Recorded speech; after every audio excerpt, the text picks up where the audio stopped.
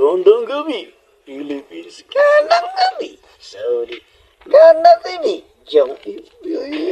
Gwapo naman nito. Sino ba to? Yan. Kung gusto niyo pala mapanood yung alamat natin sa Joel Cleto YouTube channel, sa Joel Cleto Facebook, yan po natin yan, alamat natin. Gusto ko rito, parang gwapo ko talaga rito. Yan, palike and share na rin pala para medyo mapasaya ko kayo. Yan. Ngayon, ito may isang alamat naman tayo. Itong si Jong, nagpunta ng beer house. Yun, punta ng beer house. Ngayon, habang nagiinom si Jong, bawat tagay niya, tumitingin siya sa wallet niya. Yung wallet niya. Ayun, gago talaga.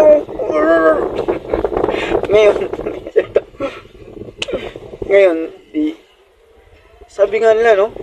Pag ang tao maabutan ng 40, gumagapo talaga. No? Totoo pala yun, no? Eh, ano? Tuloy Saudi. Yawa. Yan.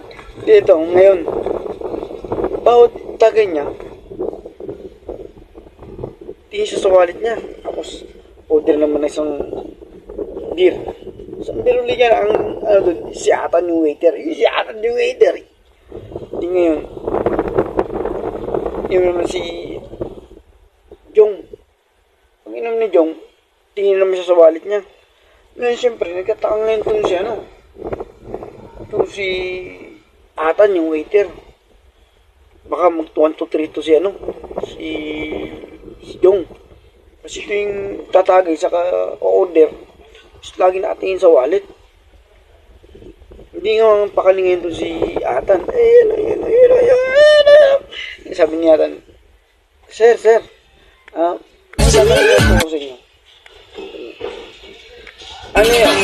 Nasing na si Atan. Ay, si Jong. Nagsasabi tatagay po kayo. Saka mag-order ng beer.